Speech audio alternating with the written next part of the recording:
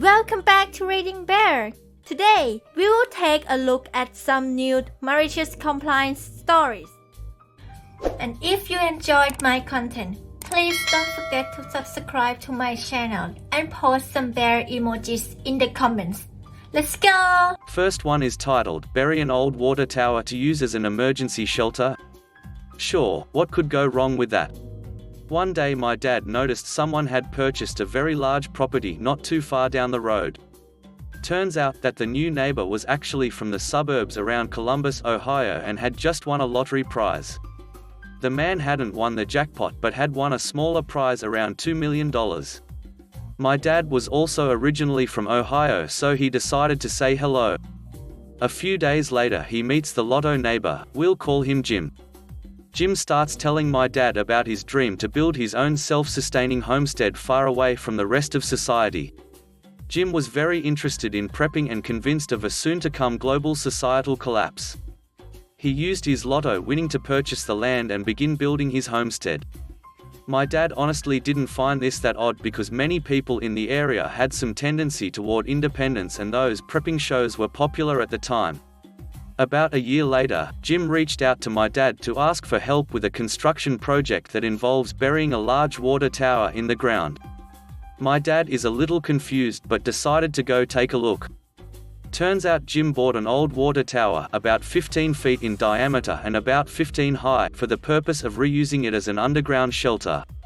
Jim had recently completed the build of a prefab home on his property and wanted the water tower buried partially under the new home with a trapdoor built in a closet to access it. My dad immediately thought this was the dumbest thing he'd ever heard and proceeded to tell Jim all the potential issues with his plan. Jim cut him off and told my dad that his contractor for the home had basically told him the same and so had several others he'd contacted to try get him to bury this water tower. However, Jim believed this was simply laziness on their part and had the utmost confidence in his plan.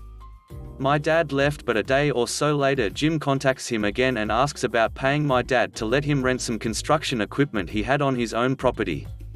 My dad again goes over with him what a bad idea this is and how no legitimate crew would ever do this for him. Jim brings up using my dad's equipment and illegal laborers. My dad decides, well, if he's determined, might as well make a few bucks off lotto winner Jim. He quotes him some ridiculous price to rent his equipment and says he can ask a guy at work he knows about gathering up a group of Mexican day laborers. Jim agrees to the crazy price and my dad gets in touch with a Mexican friend who had a crew of day laborers. A bit later my dad asks his friend about how the project is going.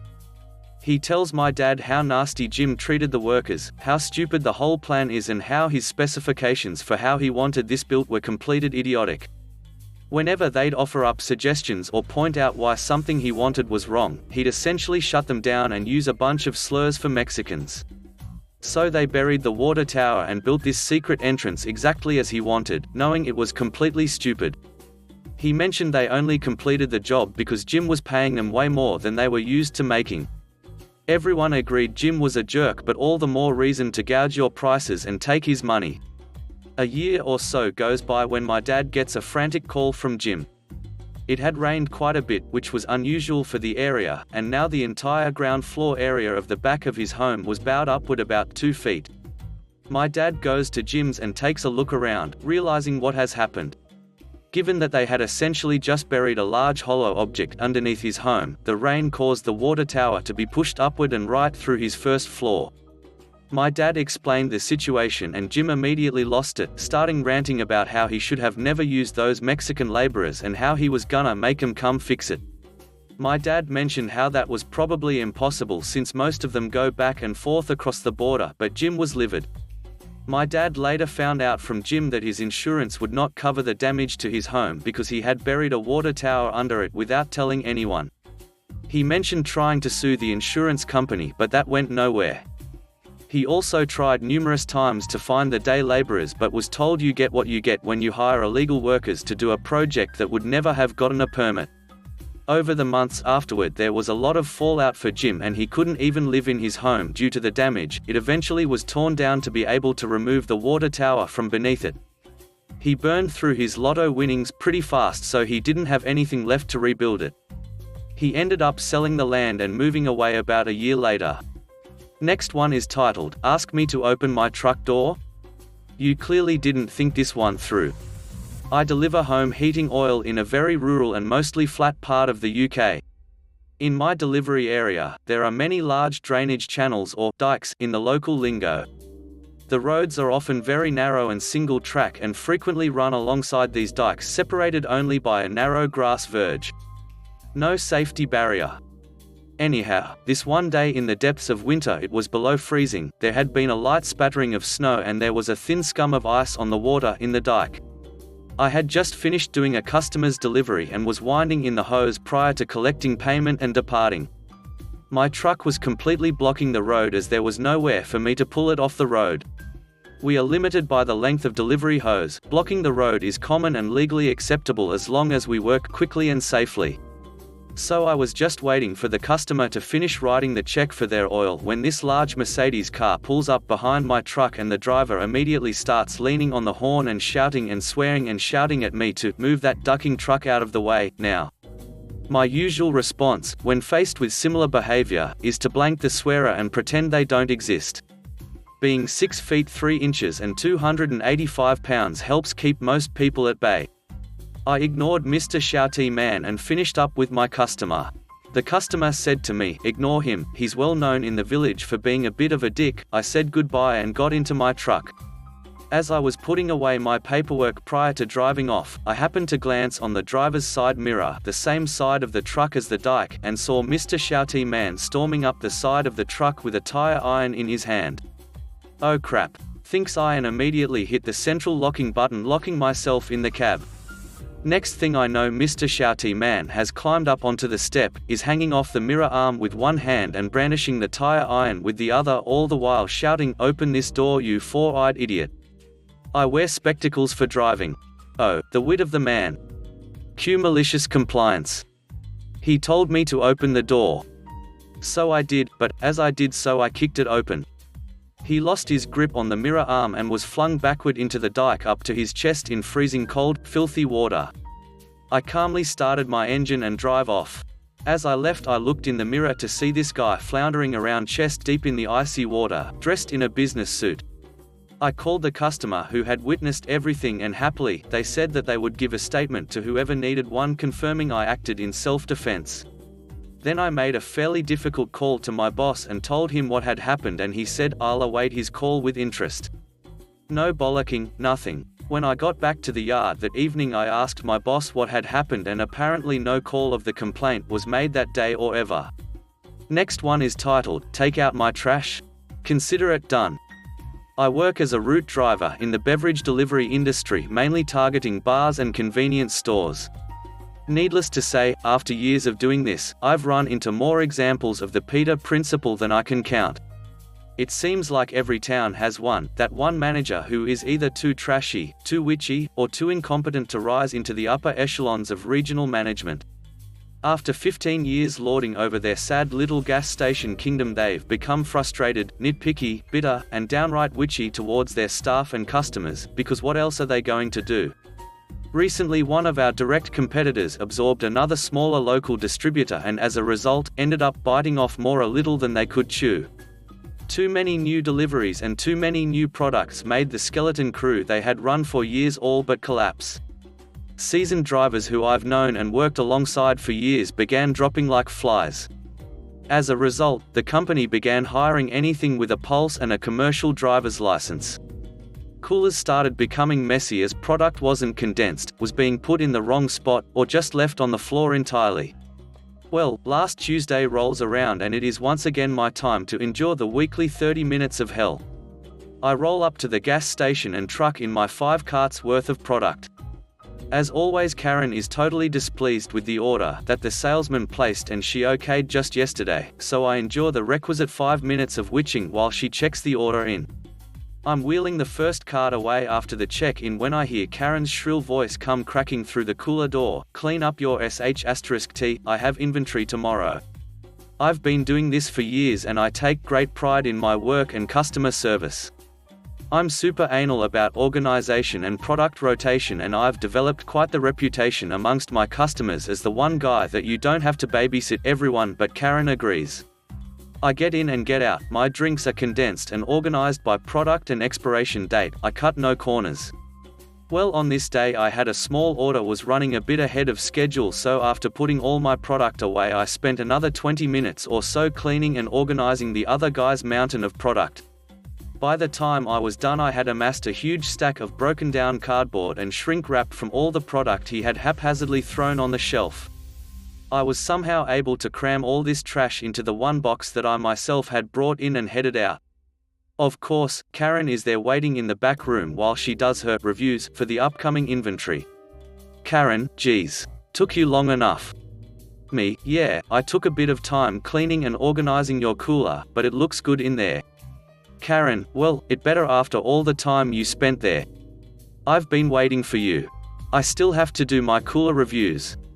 I toss the box full of cardboard on the pile by the back door and start heading out. Karen: excuse me. Company policy says you have to take your own trash out. Now, I'm not a spiteful guy, quite the opposite actually. I'm usually quite chipper and polite.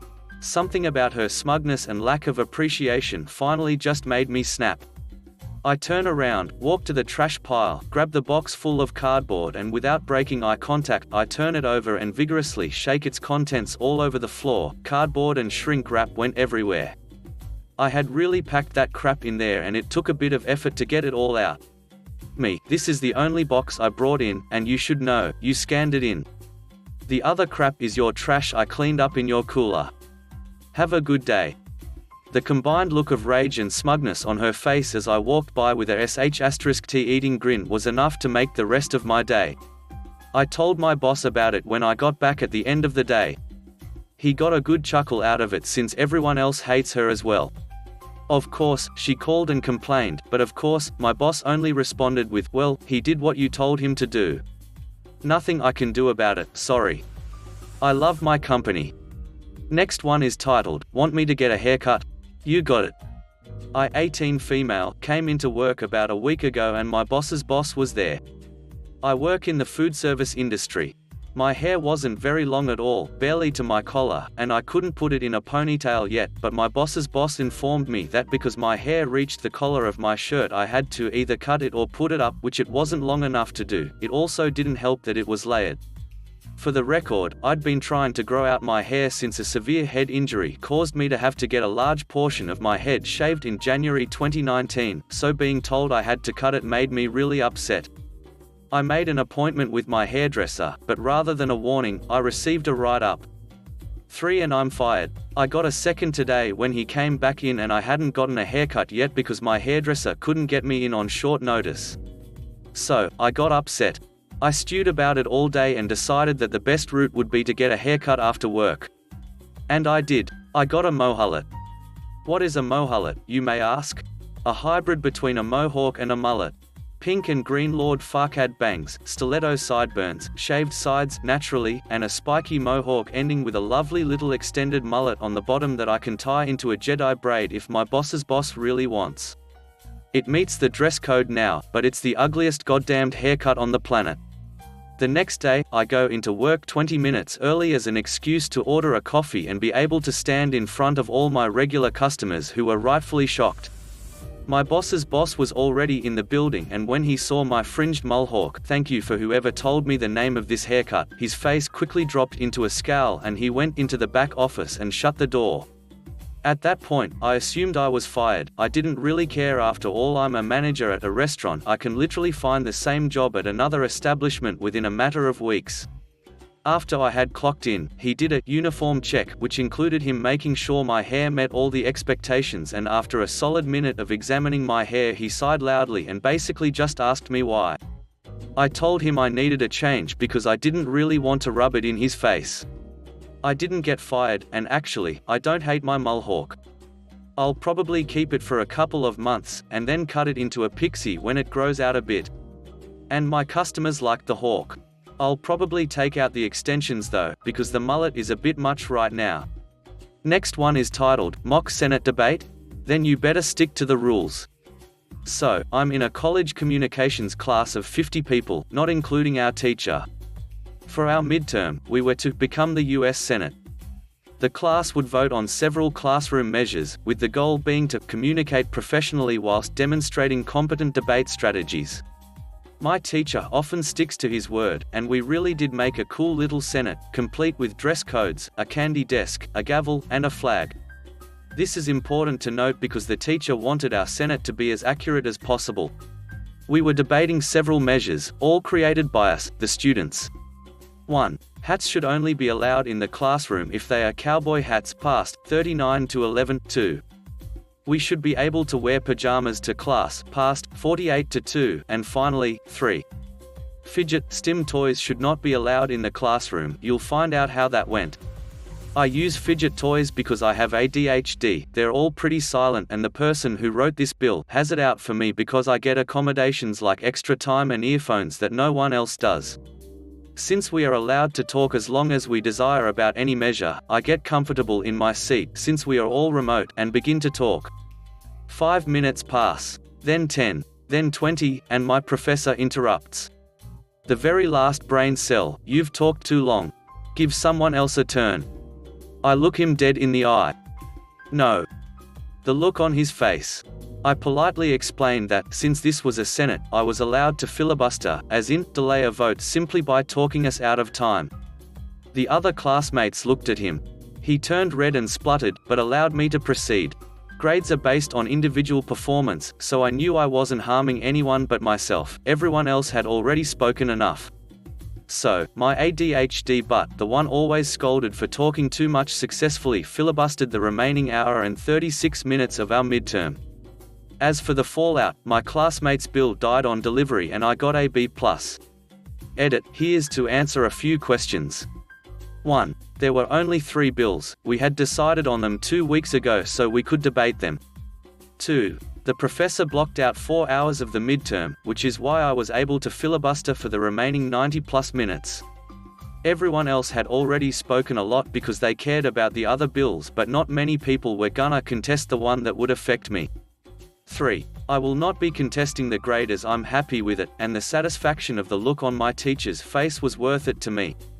4. I filibustered on about what my ADHD accommodations are, why I need them, the fidgets I use, my favorite books, and what majors I'm thinking about. 5. I use headphones in a remote setting because my dog barks a lot. When we take tests, our cameras are on, but we're muted, so no one else can hear the dog but me. I got my headphones approved by showing the box they came in, and I have to show the teacher I'm not wearing any earbuds when I put them on.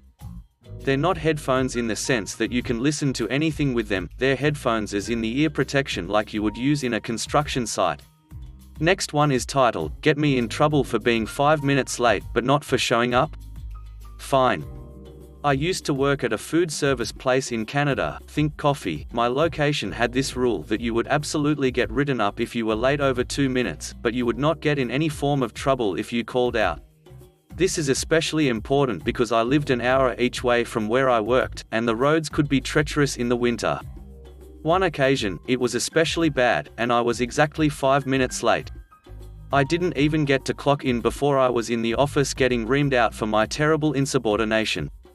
I confirmed the policy, and refused to sign the write-up.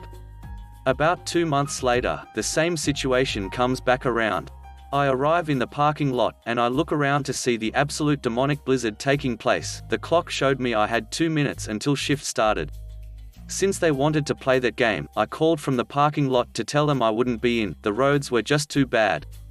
I didn't get in an amoeba of trouble for it. Soon, everyone learned the same thing as I did, and call-outs were frequent. Nobody in management has ever figured out why. Last one is titled, New Year's Eve at an upscale Chinese restaurant. No more takeout orders accepted the day of.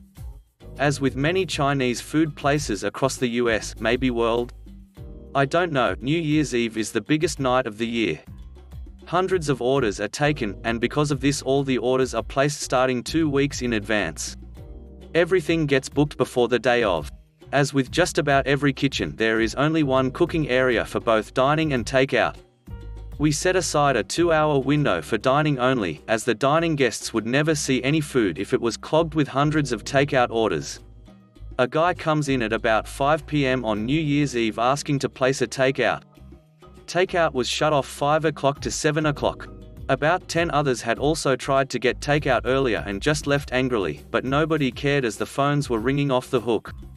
The hostess politely says all of the takeout is fully booked. It was a certain amount every hour, like 100 orders from 3 o'clock to 4 o'clock etc., and they have switched to dine-in only.